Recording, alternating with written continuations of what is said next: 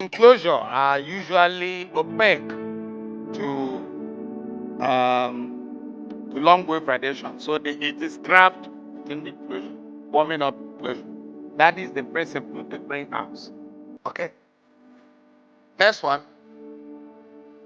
Good. So we look at the greenhouse effect, which is the climate effect coined from the greenhouse phenomenon.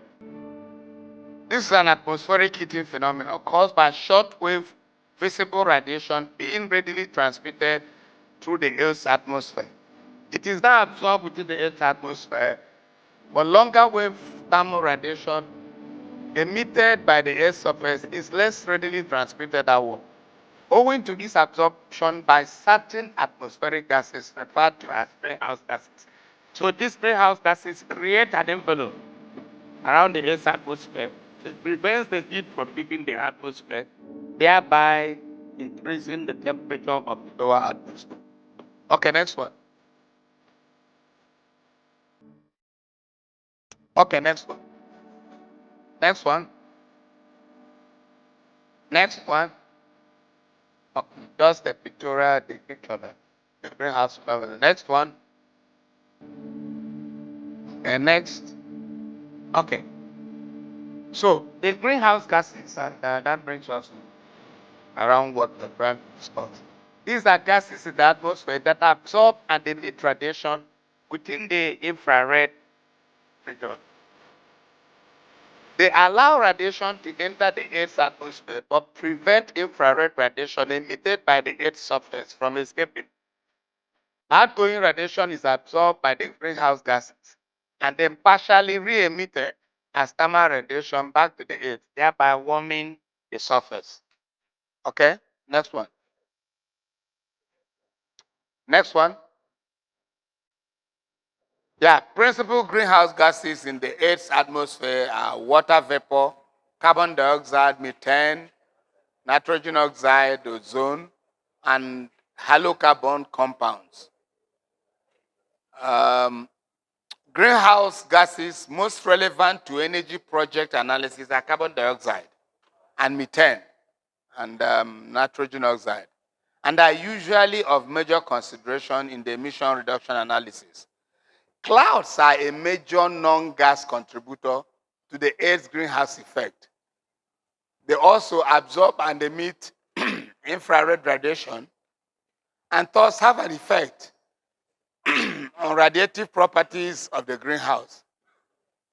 Clouds are water droplets or ice crystals suspended in the atmosphere, as we'll see later, because they are dispersed easily. They are radiative effects. Next one. What you have mentioned here are chlorofluorocarbons. Apart from being greenhouse gases, also contribute to a distinct kind of environmental problem because they are ozone layer depleting gases. Next one. Next one. Maybe we should. Next one. This is not. Okay. Okay. The atmospheric lifetime of species. This is important in discussing the effect of greenhouse gases. They measure the time required to restore equilibrium following a sudden increase or decrease in the concentration in the atmosphere. Individual atoms or molecules may be lost or deposited.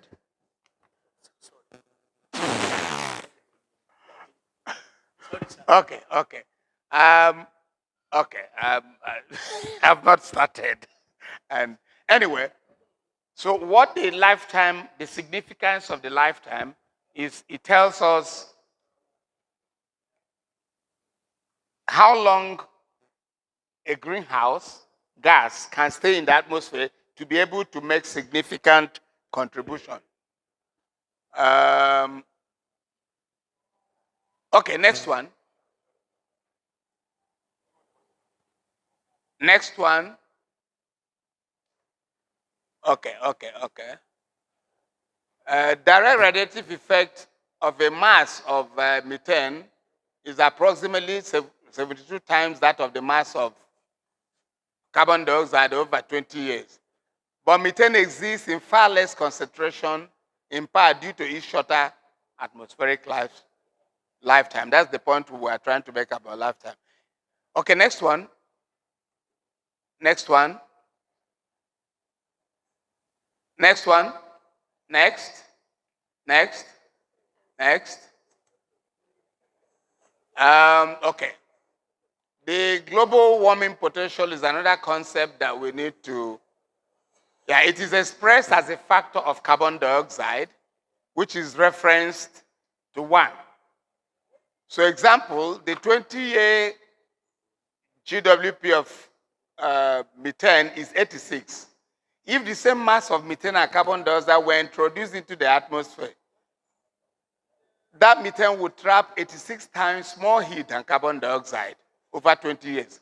But because methane lives short, over a longer period of time, carbon dioxide takes over in the global warming potential. Next one. Next. Next. Next. Next. Next. Next. Next. Okay. Now, the concept of climate change. We define weather as a set of atmospheric conditions prevailing at a given place and a given time. It should not be mistaken with climate, which is an integration over time of weather conditions.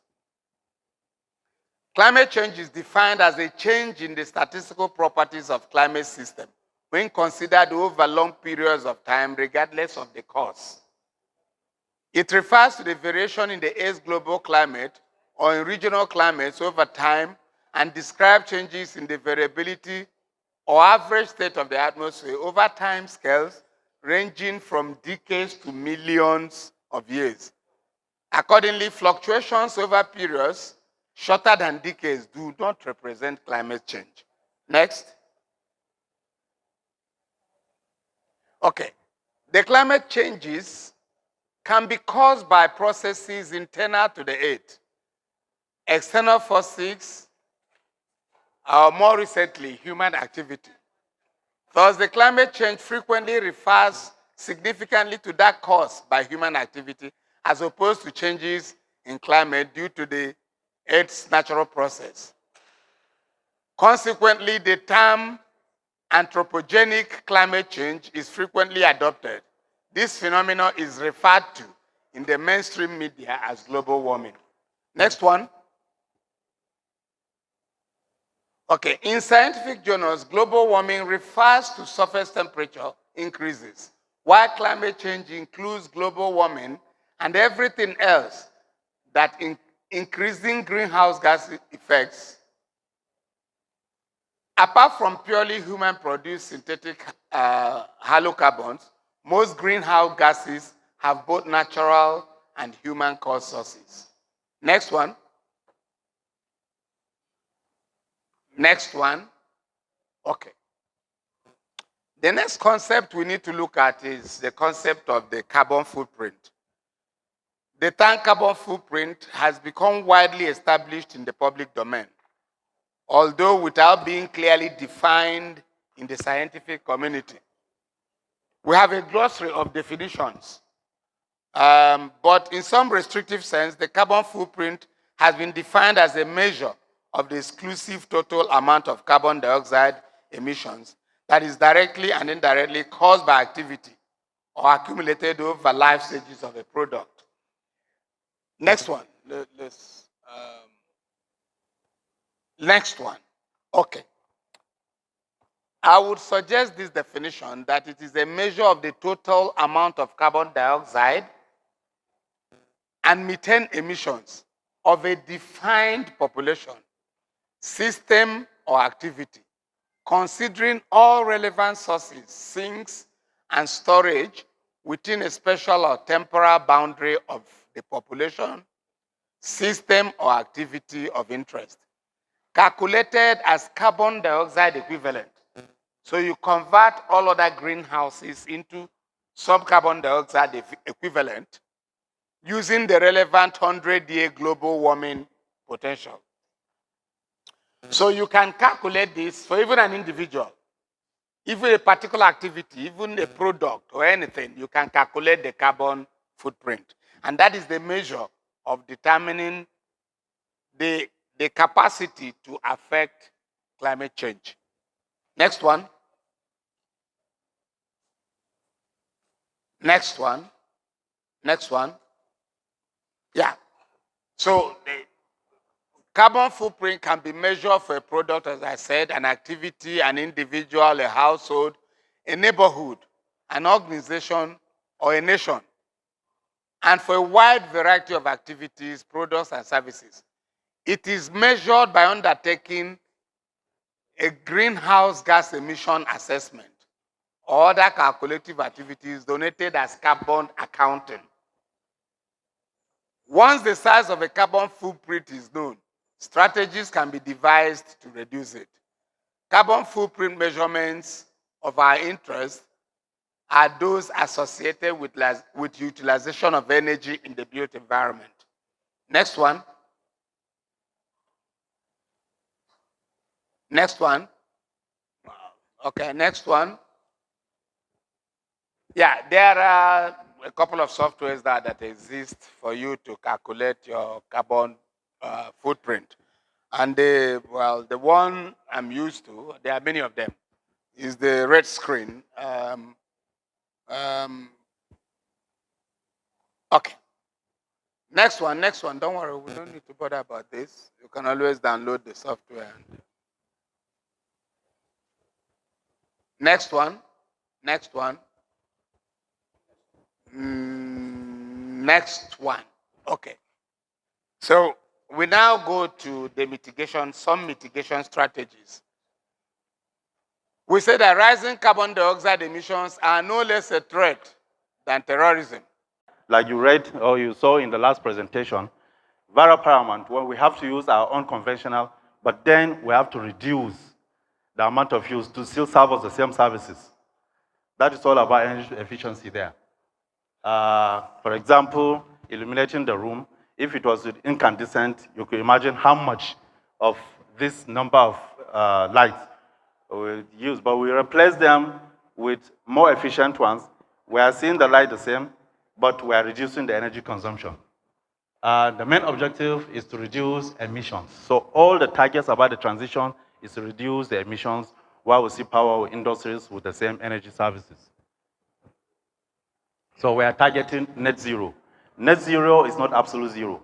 If we go absolute zero, we'll all will be annihilated. No life will exist. So we are not targeting net zero. The net zero is actually removing the excesses from the anthropogenic activities of man, sourcing his own energy.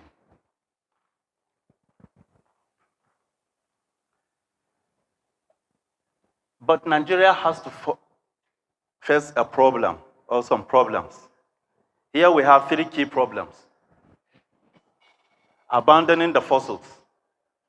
For decades of Nigerian pursuits in industrialization, we rely so much on the fossils. In fact, investments that have gone there, I don't know how Nigeria could forget that investment, both infrastructure and human capacity. And you can also know that the post-Nigerian wallet is almost 90% relying on these fossils. Now we have to go away from these fossils and take a new dimension. The second problem here is how to meet up with the security of socioeconomic needs. I mean, energy security to meet up with the socioeconomic needs.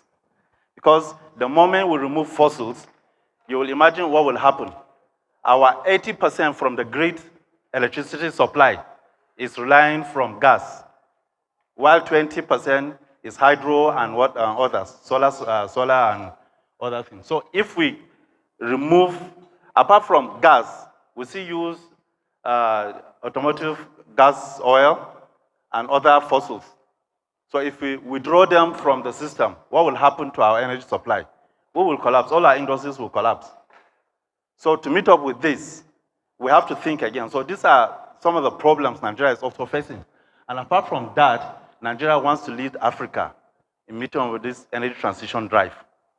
So these three key problems is actually ringing within the head of Nigeria.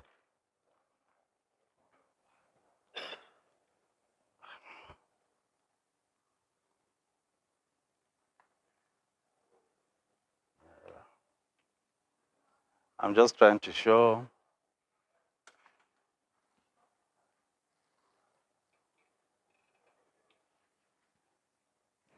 I think you can control it from there. Please go next. Next slide. Okay. So primarily, this is what we have for energy supply. This is the data as at 2019. 2020, 21, we went into all these COVID problems, so there was no study to get our own information. But this is what we have. Here you have crude oil, which involves the PMS, the AGO, and other fractions from the crude. And then you have the natural gas. And we have bioenergy. Bioenergy here is strictly firewood, socio-economic drive. We'll be in trouble. This is little of coal. We realize that some cement industries actually consume coal. So this is tiny from the coal here. Here is the renewable energy resource and utilization. Look at large hydro. We have a potential of 24,000 megawatts. But what is consumed or what is being produced is just 2,400 megawatts. Smaller hydro, 3,500, but we have just 64 megawatts. We have solar, quite in abundance, and it's coming up. We have wind.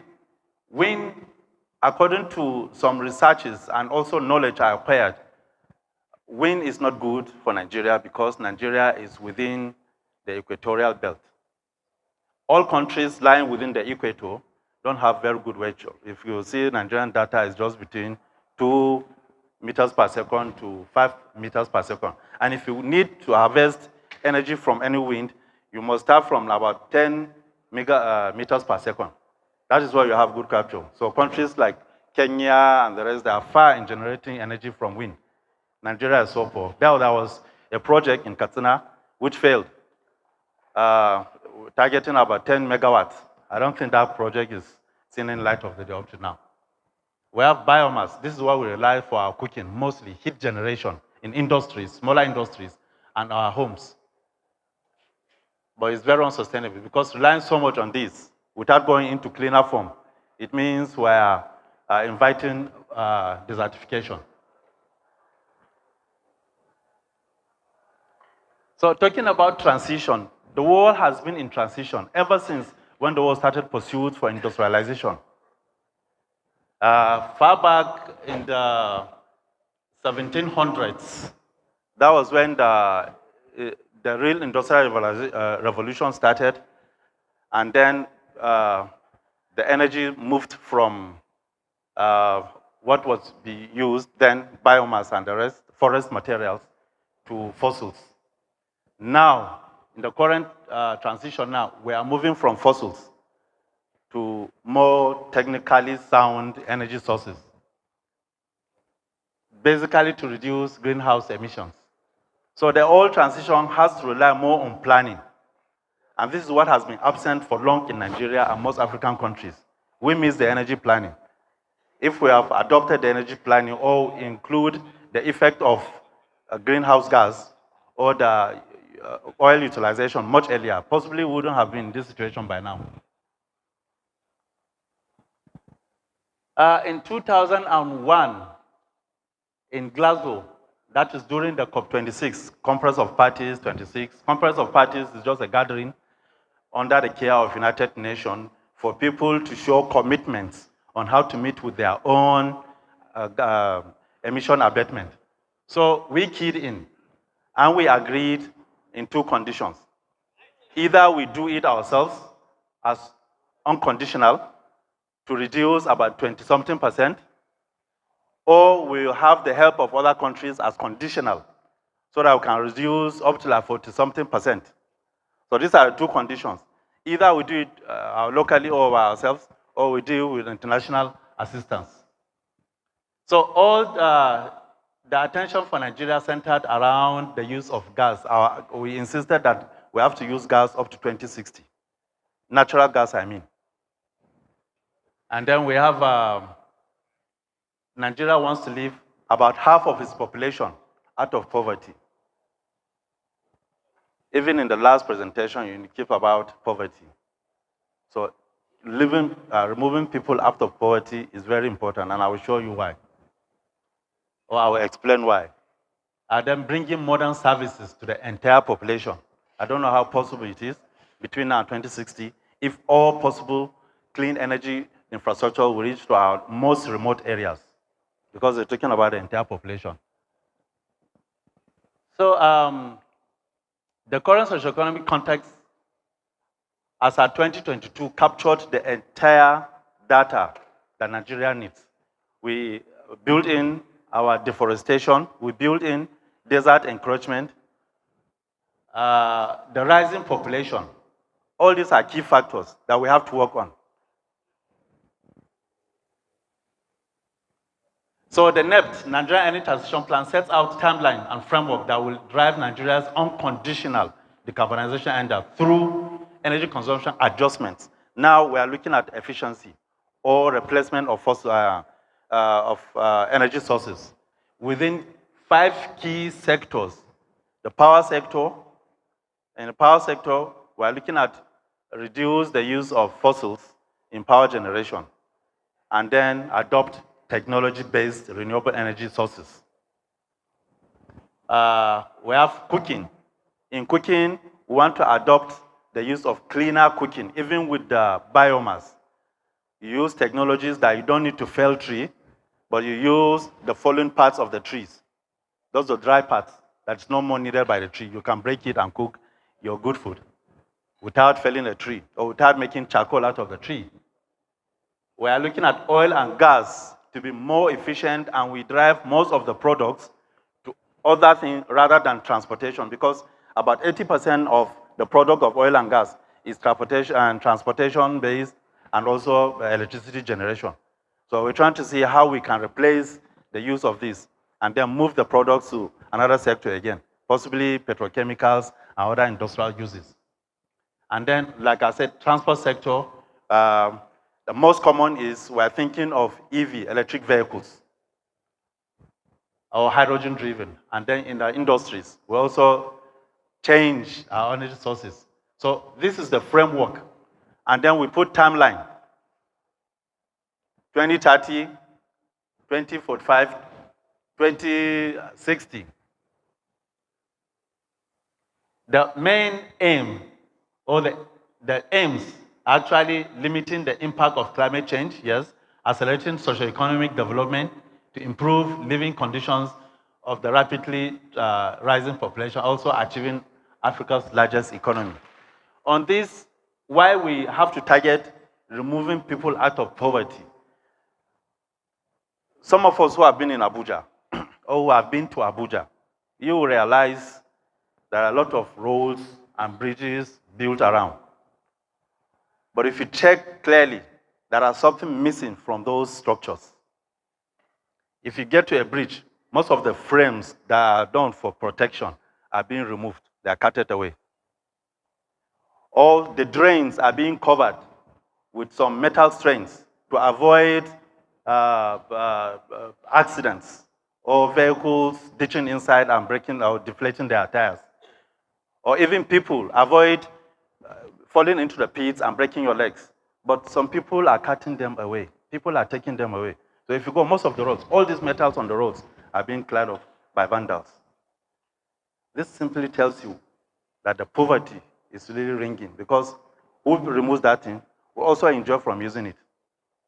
So people are pursuing the daily bread instead of looking for any infrastructure. So we have to remove that circle of abject poverty from the society for all these structures to stand. Even the solar stands we put in dark places, people cut the poles remove the solar, even take the whole poles away. So it means every time government has to be doing that, which is very uneconomical. So the issue of reducing poverty in the energy transition discussion is paramount. These are objectives. Now, on the cost implication from the Energy Transition Office, we are expected to ramp up the current spendings to a total of 410 billion US dollars, which means annually we should be spending 10 billion US dollars within these sectors as distributed. That's $10 billion. It means, because we're targeting renewable now, and the renewable, despite the abundance of the resources in the country, the sun is there, the biomass is there, the waste is there, and so many other sources from the renewable. But without technology, all these things are just pictures. They can't yield us anything. So if we are not careful, the whole of this money will go to the foreign country to acquire the technology, which means we are dependent. We now depend on other people to give us energy, despite the abundance of the resources. So our researchers have to be on work. I'm happy we are dealing with the University of Science and Technology. You don't need to keep your researches on the shelves. We have to bring up to use, innovate them, get them to innovation, and then put them to work. Or else this money will leave Nigeria. So this is what we spend in power, 150 billion between 2021 to 2060. Infrastructure, we are targeting 135. Cooking alone, we need to replace all this cooking stuff, like I told you. 79 billion, 21 for industry, 12 for oil and gas, and then 12 for transport sector. Then the strategies developed or to be adopted by the energy transition plan. It's like the strategy deployed in the net promote an inclusive and equitable energy transition and ensure Nigerians' poverty eradication and educate economic development strategies are configured around energy transition initiative, yes. Hanging Nigeria's unconditional emission, like I said earlier, within 5 key sectors. The whole thing about transition, I said earlier, is about reducing emission. As at 2020, it was estimated that we have 24% of the emission comes from transport sector. At least we have a good picture of what to do within the transport sector to reduce this emission. From the power sector, about 27%, industry, 16%, cooking, 22%, and then we have oil and gas, about 11%. So let's see the strategies adopted.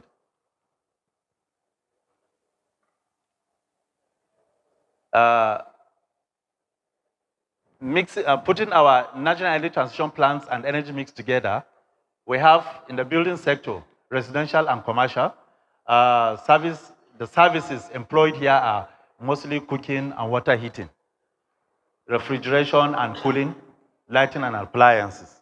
And these are the energies. These are the sources of energy. Cooking basically is traditional biomass. Only a few charcoal if you go to the cities, because the rural areas don't use the coal and charcoal. It's just in the cities. And then you have LPG. And now LPG, it started well, 12.5 kg when it started, it's like 3,000 naira. But now who buys LPG? It's about 12,000 naira or so. And then you have electricity, which is quite insignificant for cooking, actually, electricity for cooking, quite insignificant. Refrigeration, we have electricity, basically backup generators. This is motor fuels converted to electricity. You buy from filling station, you come home and then power your apartment neighbor. And then lighting appliances, kerosene, and then fossils. So if you look at the entire thing, our approach is actually renewable, but in the entire thing, we have solar and modern biofuels, quite negligible. That's a long way to go, because look at what the energy transition action is talking. About 80% has to be in a modern way, something that's free of emissions. And then we eliminate backup generators. Backup generation.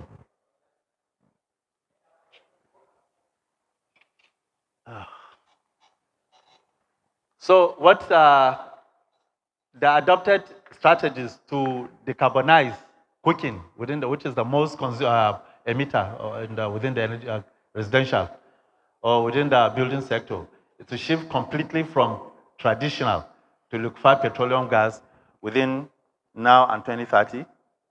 And then post 2030, we go more into electric cooking. But then, you know, there has to be infrastructure that will lead up to the most remote rural areas so that electricity can be able to get there. That place, we are assuming that huge amount of emissions, that huge percentage will be able to go down. We have on the transport sector, the services there are motorcycles, private cars, taxis, light buses, coaches, and trucks, which consume PMS, AGO, CNG now, jet fuels, and others. Then passenger, train, and freight. All these ones are in use now. They use basically AGO. We have not started using electricity here in Nigeria. And then boat and airplanes, jet fuels, PMS, and AGO. So basically about 99% is fossils in the terms of this. And there is little on pilot basis electric vehicles or hybrid vehicles. But we want about 80% of our passenger movement to be in electric vehicles. So a lot of work has to be there because there are a lot of infrastructural development. So majorly we shift from PMS, diesel, and hybrid vehicles entirely to electric vehicles, including 2, 3-wheelers. That's the motorcycles and the keke napeps. And then natural gas, and we use natural gas on the earlier, that is before 2030. And after that, we are expected everything to be fully electrical after 2030. So you can see fossil fuel drive the transportation system, accounting from selected markets in Kaduna State. Here's the outline of my presentation. Firstly, my introduction. As we all have been saying all day today, oil reserves are rapidly depleting. Greenhouse gas emissions are rising. As a result, biofuels like biogas, biodiesel, and bioethanol have several advantages for the environment, economy, and national security. The expansion of renewable energy sources in recent years has drawn significant attention to biogas technology, and environmental protection has become a popular result. So methane is a potential greenhouse gas. So capturing and utilizing it as biogas help reduce greenhouse emission and mitigate climate change. The use of biogas offers several environmental benefits. It helps reduce methane emission from organic waste, which is a potent greenhouse gas. In Nigeria, the largest methane emission are landfills and sewage, coal mines, oil and gas, agriculture, entering fermentation. That's fermentation involving the digestive tract of animals. According to the Clean Air Task Force, Nigeria has taken a global leadership role in implementing policies to tackle polluting emissions from the oil and gas sector, including methane emission. On the statement of my research problem. So despite the tremendous progress this study has made, there is a lack of comprehensive understanding regarding the potential of cultivated methanogens for efficiently converting organic food waste into biogas. While anaerobic digestion of organic waste to produce biogas is promising and a renewable energy source, waste management solution, the selection and cultivation of appropriate methanogenic bacteria consortium remain critical for optimal biogas production. As you can see there, up there, these are some problems I intend to tackle involving the collection sites of landfills being polluted with, you have watermelon peels there, you have tomato, you have lots and lots of vegetable, and you find this mostly in the market where you go to buy items. Now, the aim of this study, of this research, is to investigate and assess the potential of specific methanogenic biogas producing bacteria consortium involved in the anaerobic breakdown of fruit and vegetable waste to biogas. The objective of my research, these are the objectives of my research. Firstly, to generate, by employing anaerobic digestion methods, efficiently break down fruits and vegetable waste.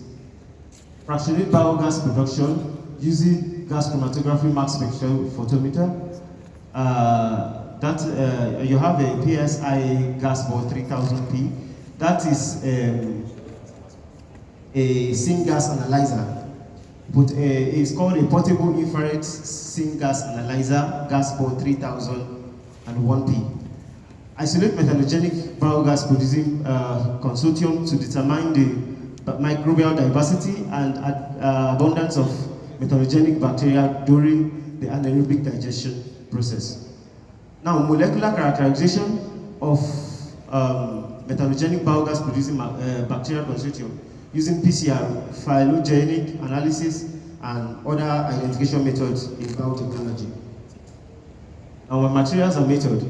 So basically, my study area is Kaduna State. I'm selecting 3 markets, respectively.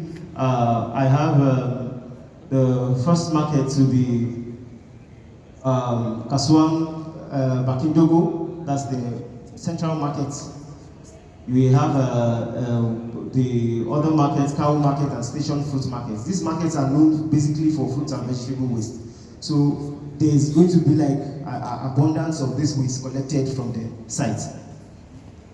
Furthermore, samples are going to be prepared as well as collected into digestion, anaerobic digesters, which have been constructed by literature. Now, the waste will be sorted, homogenized, and characterized to determine their composition before loading into the anaerobic digester. Samples will be periodically collected from the anaerobic digester during the experiment, ascertain specific objective.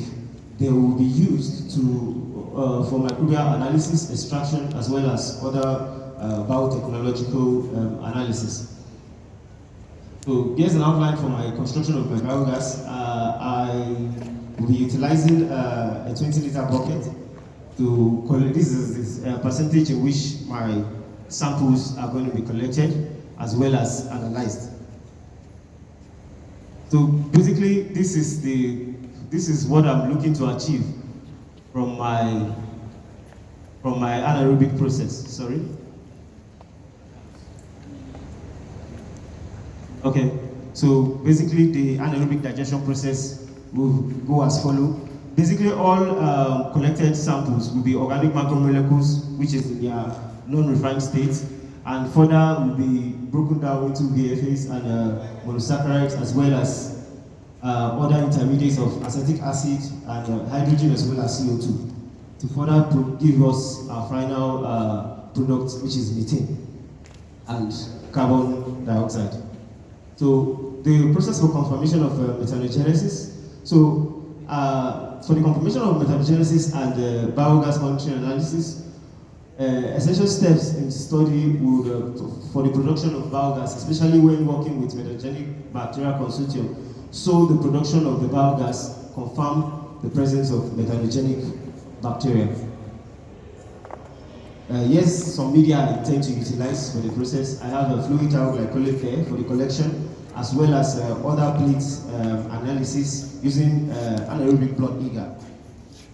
So molecular identification, which I intend to carry out, involve DNA extraction, polymerase chain reaction, gel electrophoresis, and phylogenetic analysis. So basically, I'll be using the polymerase chain reaction with the application of 16S rDNA analysis in the reverse and forward reaction. PCR conditions will be denatured for 5 minutes at 94 degrees Celsius. Denatured at this now involves the breakdown of the DNA, confirming that the organism is present from the biodigester. So the visualization of the amplicons would involve agarose gel. And my data analysis operating one-way ANOVA as well as chi-square. And results, expected results will be obtained in form of tables, graphs, and pictures where applicable. So here are samples of my results. The format in which my results will come up. Here are some of my references. Thank you very much.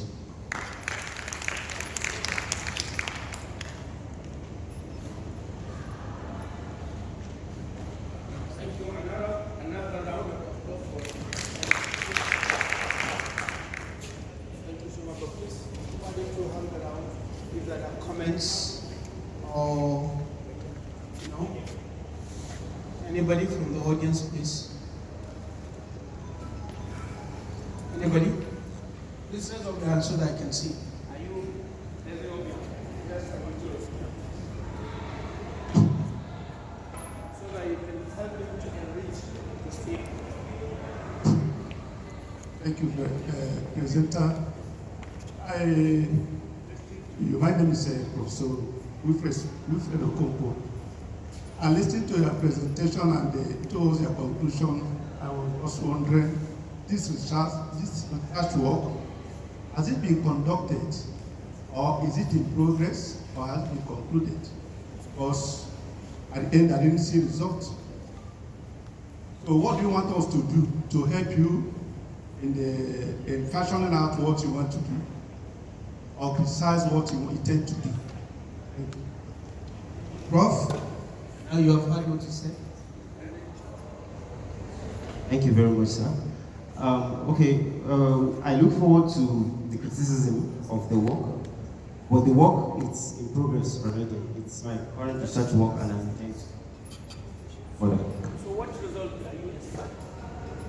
I think that's expected. Are we done the construction? Yes, I am. I've done the construction. Okay, I'm using I use the discontinuous digester. Yes, sir.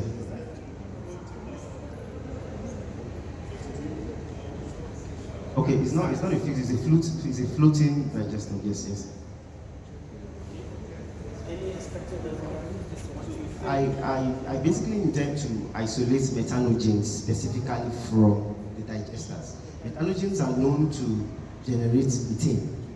There are organisms that are known to generate methane. So the idea of the work is to isolate these methanogens, characterize them and identify them at the submolecular level.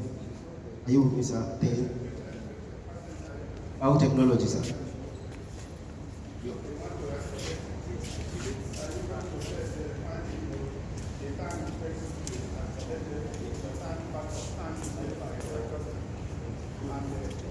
At a certain stage or time, the number of organisms that you are going to collect at that time,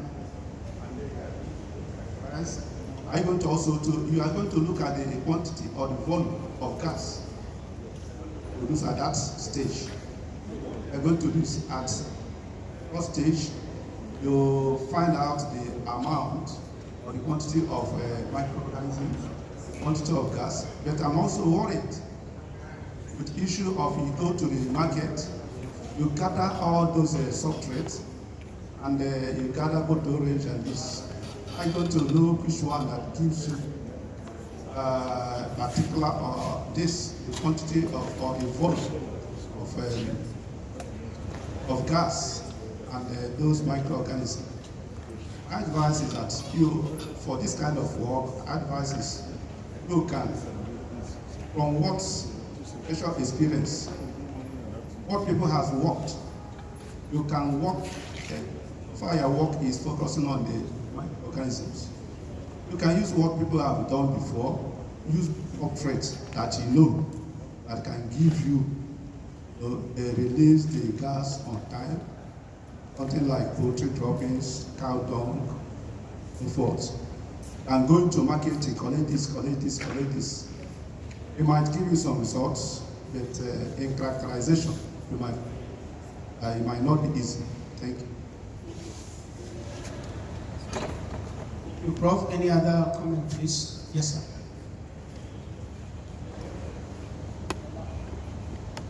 Thank you for that. My name is Bala Abdullah, I'm Professor of Energy. Months ago, I supervised an examination post. I did work on this area. But the fundamental thing that I realized that, like your own research is also if a gap, like what I realized from them. Usually, in any field, look at the input in any system. No matter how good your system is, if you don't have enough input, you will not get your right result. Even though at the presentation you did mention of the output, what the quantity of gas you are expected from your system. Just like in solar system, no matter how good your design is, if there is no solar radiation enough, have it. So the point I want to make is that you made mention of 3 study areas, 3 markets in Kaduna. But it's like there is nowhere you intend to quantify, at least to have idea of the quantity of the waste that you can get at a particular time, daily, monthly, or whatever. That will help you. Because if you are doing a research for a certificate alone, I don't guess you are doing it right. Maybe something that we, at the end, we may have a viable product that we can use. So you have to identify whether you have enough waste that can give you the output you need. So if it's not intended, you have to include it. That helps you get to a desired result. Thank you. Thank you, Prof. You want to respond? Yes, thank you. So it's a very nice presentation. But subsequently, I guess you have collected a sample and you started the process. But in your procedure, you are reporting as if you want to do it. So make it a reporting speech as you want to. Samples were collected from different locations. It was done. It will be much better. Thank you. Sir, any other person, please? Yes, ma'am.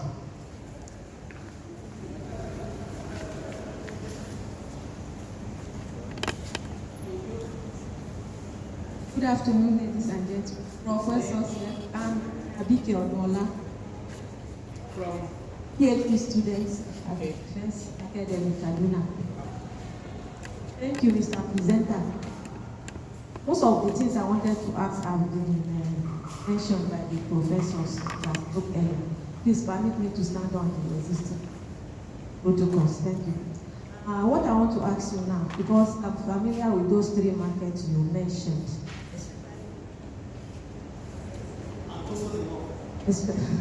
especially back in Dogo. So what I want to ask you is, are you co-digesting to generate your biogas? Or are you using a single feedstock? You must expatiate on that, you understand? Because if you go to, let's say, Bakindogo now, like the fruit market there, I know bringing KB Street in Asua, etc. Basically, they sell fruits. So, are you using banana? Are you using orange or pear? They have a lot of, so you have to be specific on what you are doing. Either you are co-digesting, or you are using a single feed. So when you are writing the report, please make sure you put this one into consideration. Thank you. You're welcome. Thank you. Any other contribution? Any other contribution? Then can we release the presenter from the hot seat? Okay, thank you, Mr. Presenter. Muhammad, and the title of my paper is Enhancing Sustainable Development Strategies through Integration of Courses on Renewable Energy into the Biology Curriculum in Nigerian Tertiary Institutions. The concept of renewable energy as defined by IEA 2002, International Energy Agency. They define renewable energy as electricity and heat derived from nature.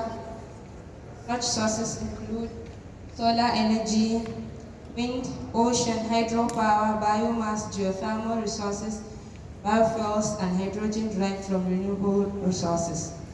Renewable energy is often thought of as a new technology, but harnessing nature's power has long been in use for generating heat as source of light and for transportation. For example, the boats that sailed the seas in the past were powered by wind. The sun was the only source of warmth during the day and was used to kindle fire during the night. Moving to types of renewable energy. There are five common renewable energy sources, which are the solar energy, the wind energy, hydro energy, tidal energy, and geothermal energy.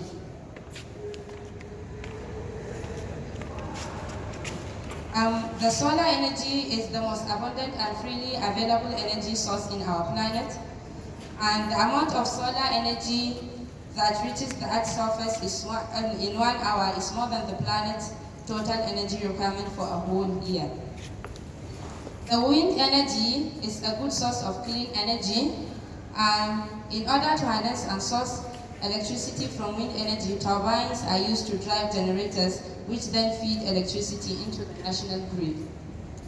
We have the next source, which is the hydro energy, which is one of the most commercially developed source of energy. Electricity can be generated by building a dam or barrier, and a large reservoir can be used to create a controlled flow of water that will drive a turbine, thereby generating electricity.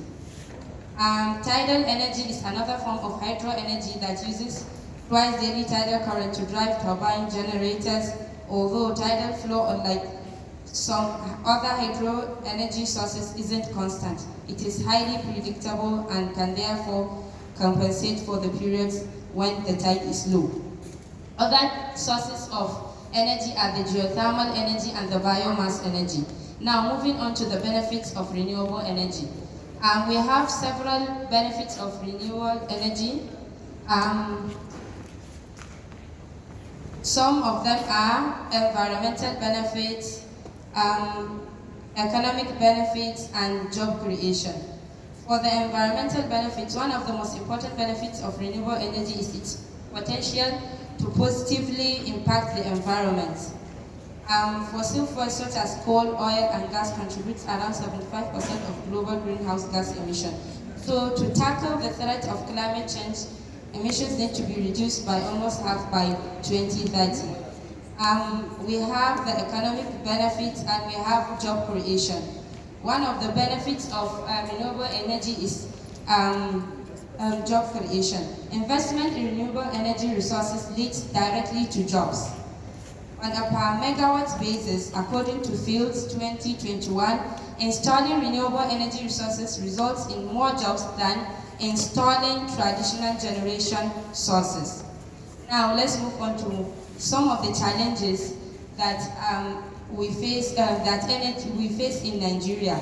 Energy challenges in Nigeria. Some of the challenges affecting energy in Nigeria are: we have corruptions, we have security problems, we have saboteur, we have political oppositions, we have terrorists, vandals, creation of artificial scarcity of fuel, low inflow of foreign direct investment, and a lot of challenges. Now, sustainable development strategies with emphasis on renewable energy. Having energy for sustainable development entails universal access to modern energy for the poor, improved security and affordable modern energy, investing in clean, efficient, affordable and reliable energy system is compulsory for a prosperous and environmentally sustainable future. Now, what is the way forward? The way forward on energy challenges via biology curriculum.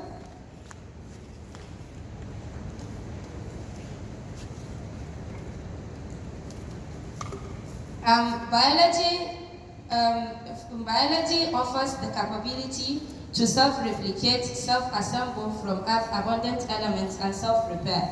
This provides the potential to develop technologies that are unparalleled in their low cost and deployability, such as in agriculture. All energy forms are interconvertible from one form to another without any loss. We all study that in biology. Any apparent loss of energy can be explained as the conversion of energy into some other form. In biological systems, some of the energy is used to drive metabolic processes, and some of it dissipates into the atmosphere in the form of heat. So all these are concepts that we learn in biology.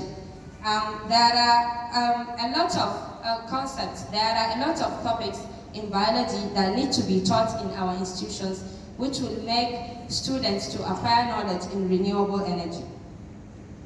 Topics such as energy, types of energy, energy conversion, heat, ecosystem, and conservation of energy are some of the topics taught in our higher institutions.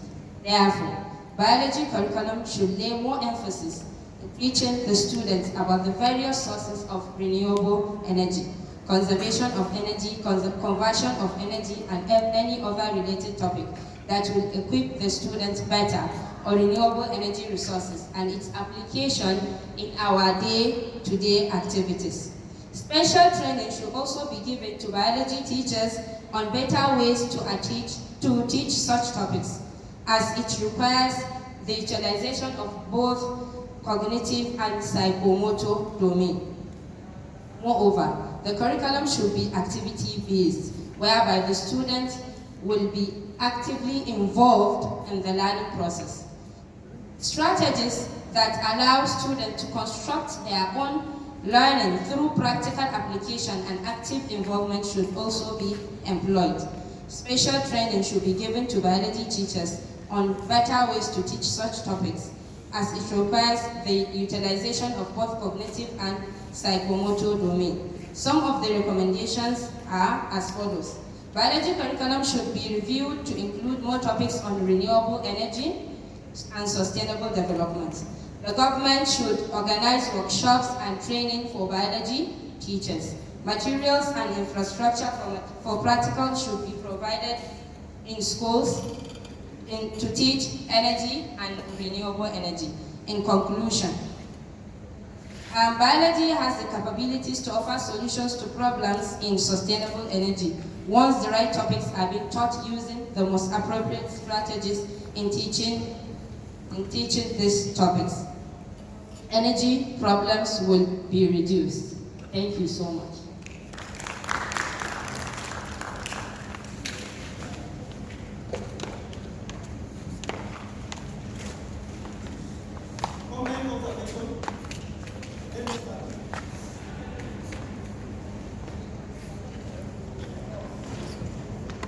Thank you very much for your presentation, and I guess it's a good work. And so we've built from there, it will help us. My general plea with all of us that are presenting papers today, please give us your full work in less than 6 pages so that we produce the proceeding. Please, I want to plead, as you are giving your PowerPoint to Suleiman, give him the full work so that we can produce proceeding for you. We are mostly in academics and you need it. And without you giving us the full work, there's no way we'll produce proceeding. Thank you. Any other comments or question or addition? You want to say something, sir? Yeah?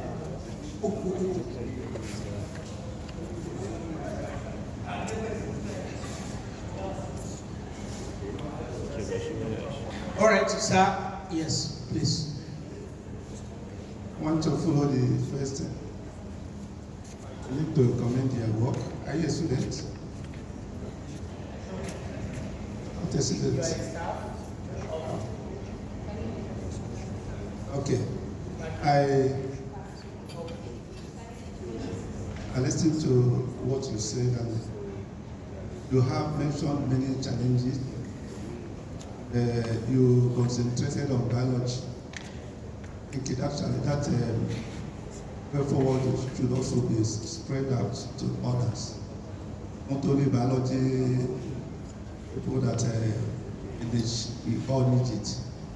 Secondly, the topic, when you were introducing your topic, it seems that your topic is so long, so that you didn't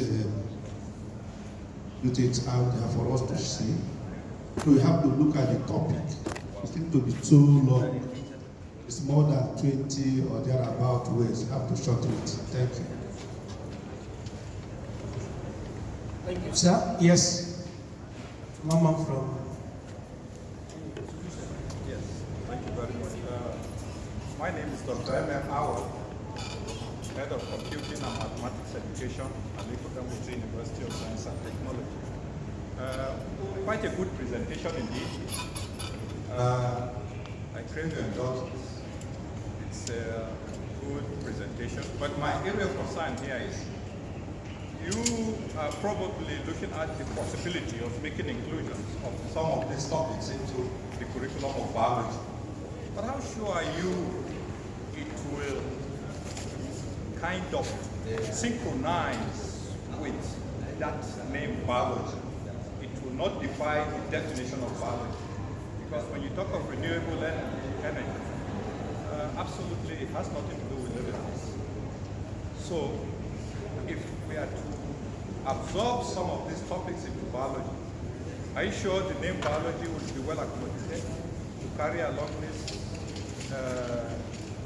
topics, or rather these areas that you want to incorporate? Thank you.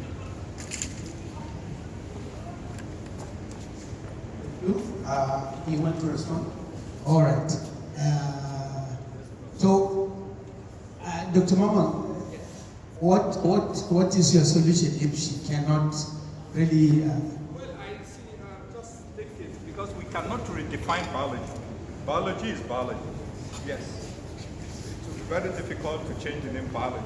But don't you think that part of it could be included? Because I do know that this area you're talking about, at the preliminary level, we dwell on this area in the integrated science. So we do have, at the integrated science, we have some courses in physics, biology, chemistry. But at the much upper level, we decentralize. But if we are to go to the upper level with this aspect of renewable energy, I think it will be very difficult to have the absorption in that very main biology. All right. Let's hear comments from others. Yes, Rob. No, you can start your problem. Professor Abdulsalam from NDA. When your presentation, just like you said, everything that we say will be converted into the community. It is not only in biology. In fact, in every field. Every field of science, by the time the government puts energy is a very big problem. All curriculum, whether biology, physics, whatever, energy studies, that will help the country in the future. Thank you. So, sir, exactly what are you saying? What I'm saying is that, just like she suggested, it should be put in the curriculum, not only of biology, but all other courses, whether science, your sciences, the rest of it.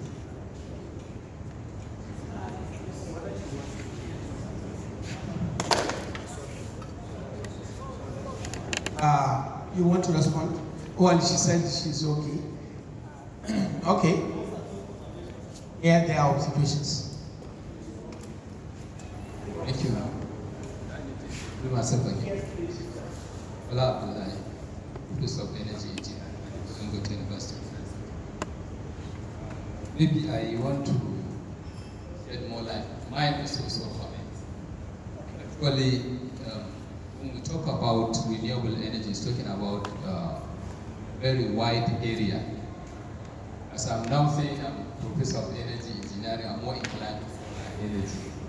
So, actually, renewable energy has something to do with biology. You look at the course presenter, what he presented about biogas, biomass. All what is happening is microbial activities that keep out the gas we are talking about, biogas. So actually it has bearing with biology from different perspectives. My advice from the because they are talking about the proceedings. I know the presenter is not a technical person, but when she was talking about energy issues, as to consult some technical articles that will be well represented. Yes, we agree with most of the points she had mentioned. There are issues with the energy. When we are talking about energy issues in Nigeria, we are talking basically about three things: inadequate, unstable, and also unsustainable. So insecurity can come under under some of these points. So I'm advising maybe to read the paper, let be more technical. And for curriculum, it's a good initiative. If maybe curriculum of biology would include some aspect of renewable, because all the problems now we're talking about, be it whatever, centered around energy. I always said, while developed countries are battling with aftermath of their energy generation because they have enough, but how to take care of, maybe if it's from nuclear, the residue from nuclear, that's the aftermath I'm talking about. Then developing and the developed countries are now battling with inadequate energy sources. So everything centered around energy, and biology has a bearing also in it. So if we can capture something, bring something as a curriculum that will talk about not only generally on renewable energy, as I'm saying, maybe biogas, documents, all this aspect has aspect of biology. It's a very good initiative. Thank you. Thank you so much. Any other comment, please? All right, you want to say something? No, okay, thank you so much. Please bring your hands for her. University, here to present a paper with a title, application. Go ahead. The title of the paper is the application of voltaic and thermal system, agriculture for national development. That is application of photovoltaic and thermal system for agricultural development in Nigeria. Next.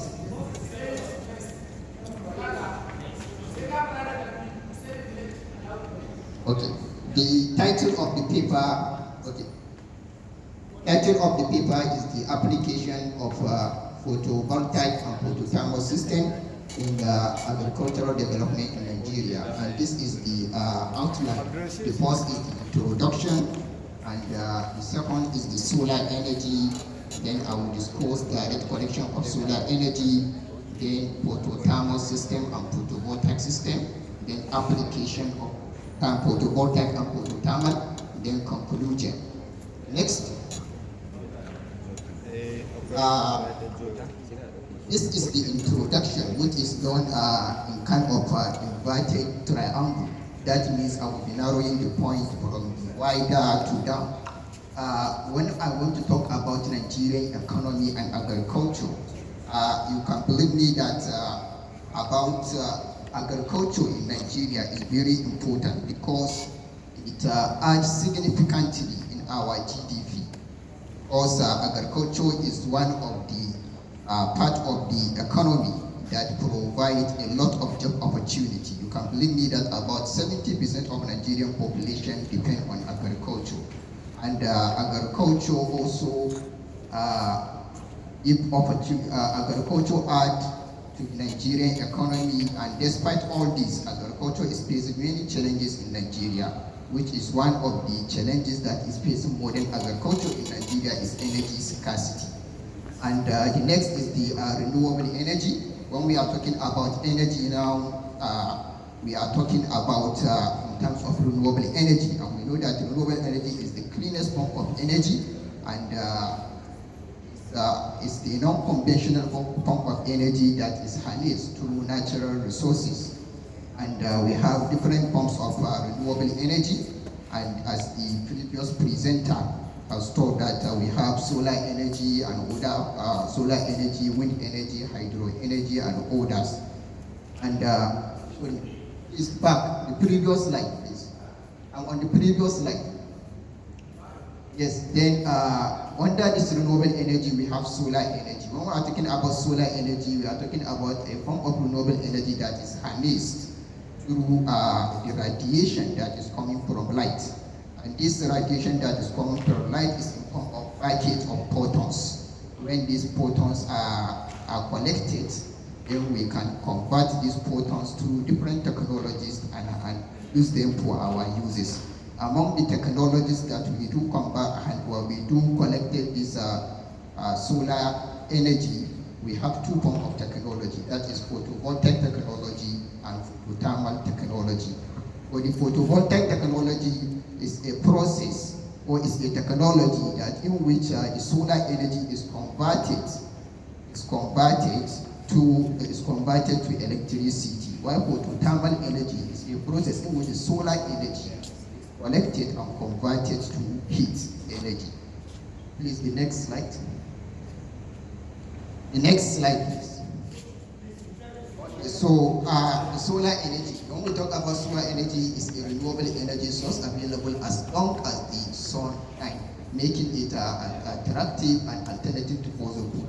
You can't believe me that I think the most abundant form of renewable energy is solar energy, because everywhere, every place there is sunlight, and we can harness that sunlight in order to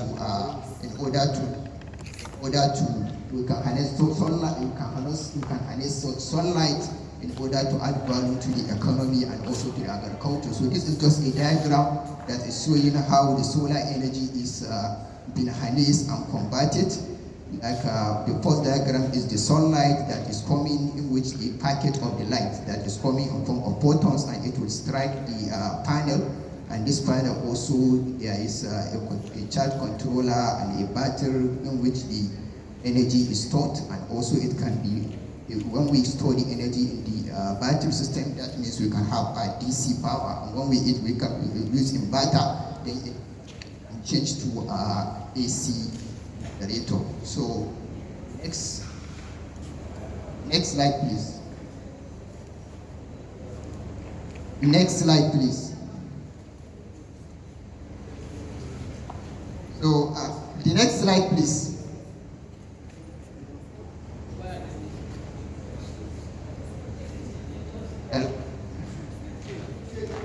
Okay. So there is a two process in which the solar energy is collected. Yes, the first one is a direct collection of solar energy, in which we have the PV system, in which it converts sunlight to energy, while the photothermal is convert sunlight energy into heat. So please, the next one. The next slide, please. Next slide, please.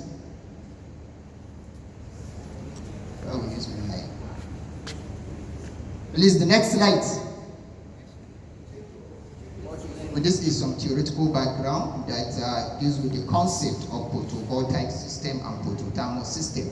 The first equation here is the equation of photovoltaic effect. We know photovoltaic effect usually use photoelectric effect, because it's dealing with the photons, and these photons, when they strike the semiconductor material, and this semiconductor in which the electron will be excited, and when this electron excited, they release energy, and this energy also is, when this photon is excited, then they make a hole, and this hole also along the direction, and the current is current is so this equation, the first equation, that is I is ISC, is a photovoltaic effect equation.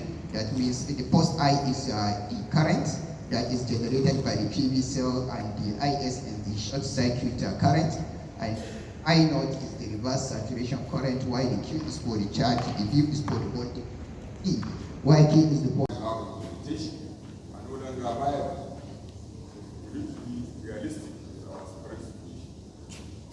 Government has not provided any projects of generating electricity from renewables that can be integrated into the national grid to add up to our energy need. If we are serious about this, other nations are doing this, Nigeria has to be realistic. Know that Nigeria will lose its revenue when they have aspired from fossil to renewables. Our oil reserve is not up to that of the Saudi Arabia. But we are still diversified, expecting to reach 50%, as I've said earlier, from renewables. So where can Nigeria do this? And then our policy on biofuels has already passed its times without even Nigeria has to come out the expectation. On all issues of development, Nigeria is being looked in Africa as a leader to lead other countries because of the strength of our economy, strength of our population, and the market. The market is there. So why can't we do that? Therefore, the biofuel policy is implemented. And also, there should be a project of generating sufficient solar power that can be integrated into our economy. Go to other countries, even households are generating electricity from solar power and selling it to the national grid in order to even earn revenue. So what is happening to our environment? Therefore, I recommend that the biofuel technology should be pursued. Households should be encouraged to develop biomass gases that can power their equipment and also provide them with the energy necessary heating and electricity generation. In addition, throughout the policies that we don't have any policy that, although there is policy on building efficiency, but the policy is like an issue of integrating solar heating and cooling in our buildings. Some nations have integrated solar heating and cooling into new buildings, particularly new buildings, where you can have sufficient solar heating, lighting, and electricity generation that you can be able to meet your demands for energy. So that's where we are lacking, and I suggest that we move forward. And our researchers, our academicians also are not helping matters. We carried out a lot of researches on renewable energy, but they end up in our shelves in the library. We don't actually try to commercialize them, even though they have commercial opportunities. There's commercial opportunity for them. But we end up doing the project, awarding the degrees or certificates, but we don't actually attempt to provide the commercial stage of the project so that we can go out into our homes, into our industries for applications. On this note, I want to thank the participants and the Solar Society, Solar Alternative and Renewable Energy Society of Nigeria for organizing this conference. I pray that the presentation that I'm going to make will go a long way in reviving our culture of energy efficiency, adoption of solar and other renewable energy technologies for the development of the country. Thank you very much. Mr. Kindly stand a little in case there is not come. Please, your hands off. You have anything to ask? What do you mean by pumped hydropower? Pumped hydropower. Pumped hydropower. You need to place pumped hydropower.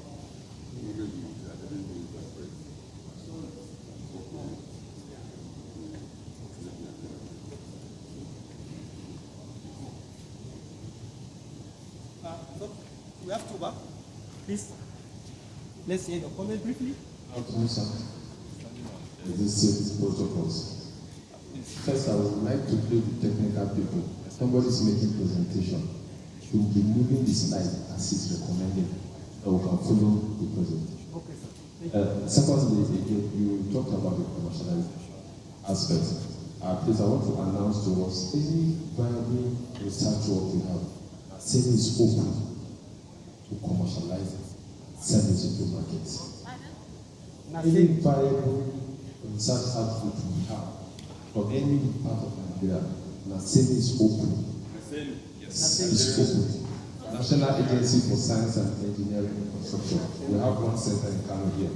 They are open to take it to the market. Another thing I wanted to draw attention, sir, presentation. I don't know, maybe because it wasn't moving your slide.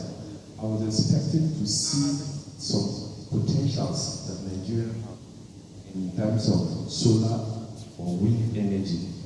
Because I've seen literatures on that. I don't know if it was in your slide, maybe because it was not included. Actually, I haven't. I give the potential narrative now, not as a caption or a figure or something like that, but I give it to the narrative. Excuse me, thank you, Prof. I have a question. Looking at the title, Renewable and Alternative Energy.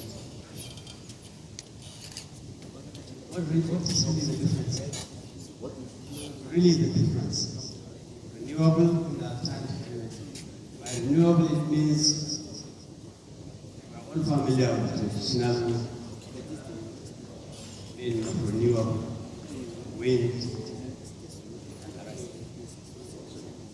alternative falls into category.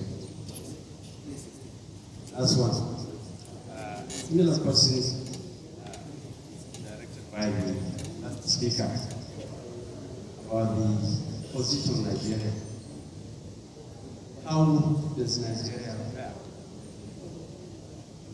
in terms of renewable resources, energy resources, compared to, and by extension, what is the position of the developed countries as regards the use of renewable energy? Thank you. So, let me excuse me, sir. Yes, sir. He's not taking it.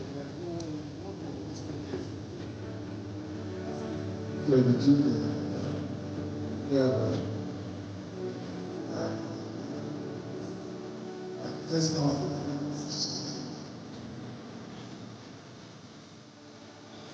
Yes, and the goals we are defining this moment, see that this big appreciate. So,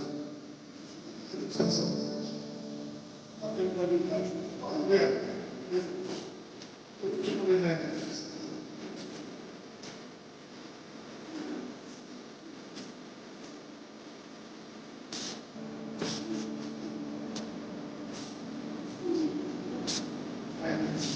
Just behind hydrogen, you want then to use it to the future. Choice. Talk to the future of society. Hydrogen is research, vision, yes, can be vision, hope I started this thing. Well, I'm saying that we have renewable energy sources, all of the visions.